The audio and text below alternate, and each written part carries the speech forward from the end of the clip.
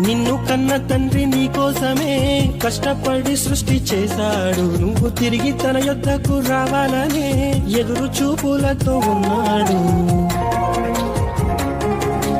నిన్ను కన్న తండ్రి నీకోసమే ఆలోచించి సృష్టి చేశాడు. నువ్వు తిరిగి తనకై ఆలోచిస్తావనే ఆశపడి దాన్ని రాశాడు. దేవుడంటే లెక్కలేక దైవాలోచనలనేవి లేక తండ్రి ఆశ తెలుసుకోక లోకాశల్లోనే మునిగిపోతే తండ్రి మనసు నొచ్చుకోదా, తండ్రి గుండె పగిలిపోదా.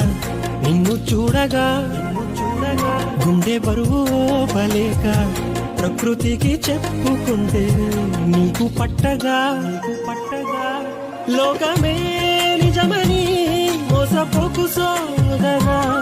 ఎండమావిలాంటిదే కాస్త గమనించరా.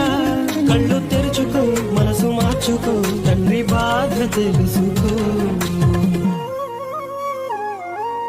నటనాలయంగా ఈ లోకమంతా భ్రమలోన బ్రతకుదురా.